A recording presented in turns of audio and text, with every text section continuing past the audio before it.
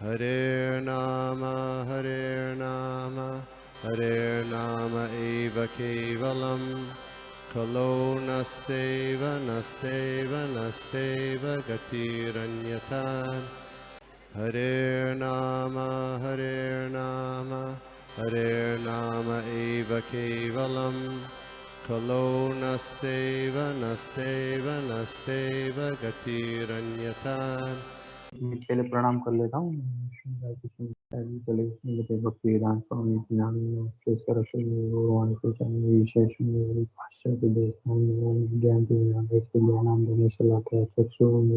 तस्मै श्री गुरुवे नमः।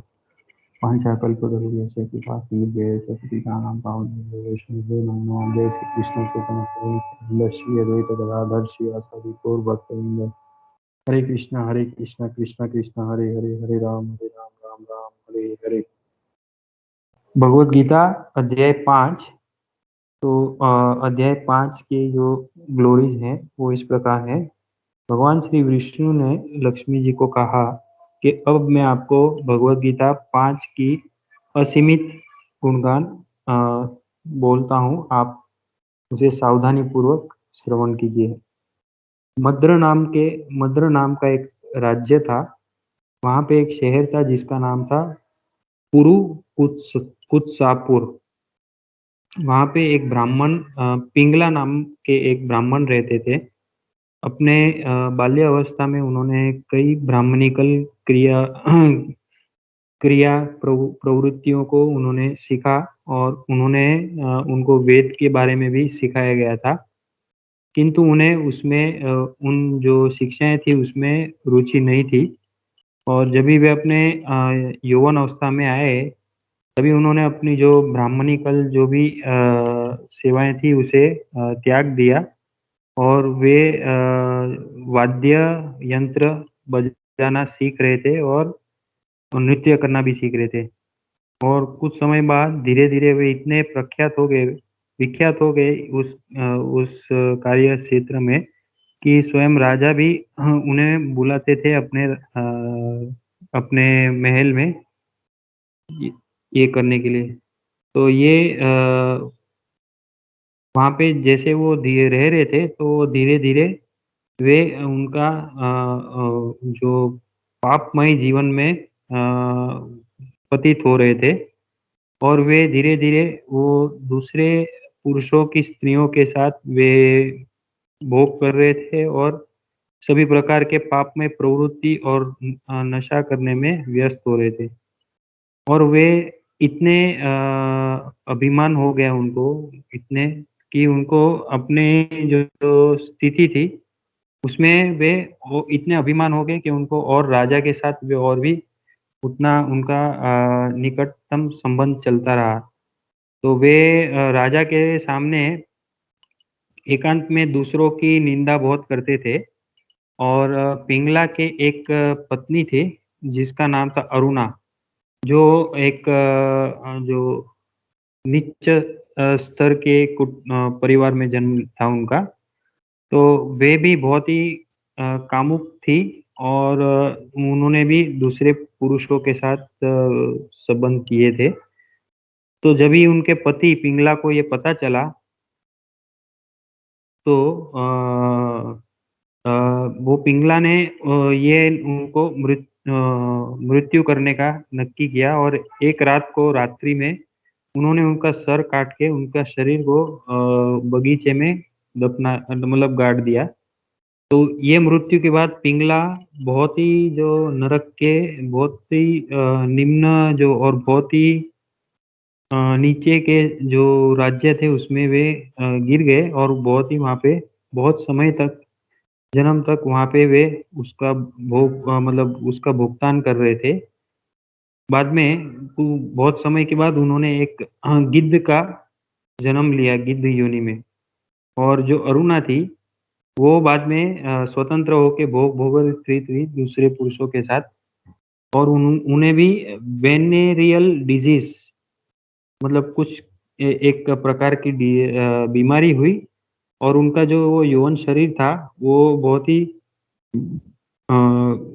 ही जल्द कुब्जा और अनाकर्षित होने हो गया और वे जब भी उनको मृत्यु हुआ तो वे भी नरक में गए और वहाँ पे भी उनको बहुत भुगतान करने के बाद उन्हें भी एक जो ये पोपट होता है वहाँ वो एक स्त्री पोपट के रूप में उनको जन्म मिला उसके शरीर में। तो एक दिन वो पोपट यहाँ वहाँ भोजन के लिए ढूँढ रहा था, तो उसी समय वहाँ पे वो गिद्ध आया, जो पूर्व जन्म में पिंगला था, तो उसने वो स्त्री पोपट को देखा और वो पोपट को वो अपना पूर्व जन्म याद था, तो उन्होंने ये देखा कि ये पोपट उनकी पत्नी थी पहले, तो उन्होंने उसके ऊपर आक्रमण किया और अपने तेज़ चोंचों से उसके ऊपर आक्रमण किया। तो वो जो पोपट था वो गिर गया पानी में और उस पानी में एक जो वो पानी था वो उसमें एक मनुष्य का जो हाड़ होता है स्कल वो था और उसमें वो गिर के वो डूब गया। तो उसी समय वहाँ पे एक शिकारी आया और उसने वो गिद्ध को तीर चलाया, वो गिद्ध भी गिर गया और उसका भी सर वही पानी में गिर गया और वो जो जहाँ पे वो हाड़ था और वो भी डूब गया। तो वहाँ पे यमराज के दूत आए और उन्होंने आके उन दोनों को वो जो मृत्यु का वो होता है यमराज जी का धाम वहाँ पे लेके गए। तो उस समय वे दोनों बहुत ही भयभीत हो गए उनका पूर्व का पापमय जीवन को याद करके। तो ये यमराज जी के सामने जब ये आए, तो यमराज जी ने उनको इस प्रकार बोला कि आप अपने पाप से मुक्त हो, अब आप वैकुंठ जा सकते हो। तो जब भी पिंगला और अरुणा ने ये सुना, तो उन्होंने यमराज से पूछा कि हम 2 इतने पापमय व्यक्ति किस प्रकार ये इतना बड़ा मतलब ये हमको अधिकार मिला वैकुंठ जाने का।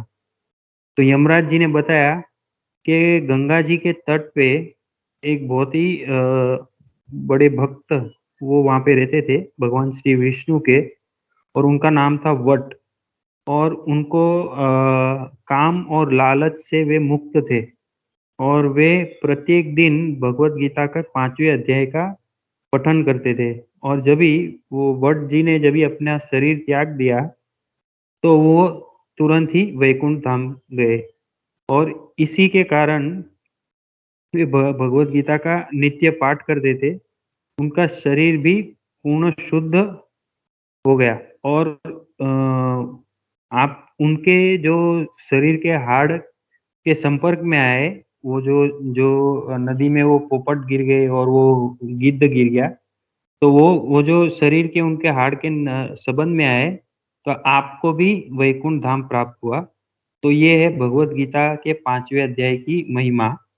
तो इस प्रकार श्री विष्णु भगवान कहते हैं कि प्रिय लक्ष्मी, वो जब भी उन दोनों ने जब भी भगवत गीता की ये महिमा सुनी यमराज जी से, तो वे अत्यंत हर्षित हुए और वे वो वैकुंठ धाम के जो यात्रा ये जो एयरप्लेन फ्लावर एयरप्लेन था उसमें बैठे और वो वहाँ पे आया और वो उनको वैकुंठ धाम लेके गया। तो यहाँ पे आखिर में कहते हैं कोई भी व्यक्ति जो भगवत गीता के 5वें अध्याय की भगवत गीता का 5वां अध्याय पढ़ता है, यदि वो बहुत बड़ा पापी क्यों ना हो, वो वैकुंठ को प्राप्त करता है। हरे कृष्णा, दंडवत प्रणाम। थैंक यू जीव पान प्रभु। मैं सरप्राइज हूँ कि 5वां अध्याय का जो इतना महात्म्य है कि वो तो उन्हें सुना भी नहीं उन्होंने। वो जो ब्राह्मण था वो मर चुका था और उसका जो हाड़ था वो हाड़ के संपर्क में आने से उनका मुक्ति हुआ। तो कितना पावरफुल है 5वां अध्याय। ना बोला ना सुना ना कुछ नहीं। अभी तक हमने देखा कि उन्होंने बोला था इसके लिए संपर्क में आए। ये तो वो मतलब पंडित जो भक्त थे वो 5वें अध्याय का पठन करते थे और उनका मृत्यु हो गया था। नॉर्मली अभी जैसे मेरे वाइफ ने भी पॉइंट आउट किया कि नॉर्मली हम किसी मृत्यु देह के संपर्क में आते हैं तो हम लोग अशुद्ध हो जाते हैं, लेकिन 5वां अध्याय का पठन करने से उनका हाड़ भी इतना इतना प्यूरिफाई हो गया था कि वो जैसे ही वो दोनों पोपट और वो गिद्ध के संपर्क में आया, तुरंत उनको वैकुंठ धाम का उनको क्या बोलते हैं वीजा मिल गया उनको। तो this is very amazing. Thank you जीव पावन प्रभु। हरे कृष्णा।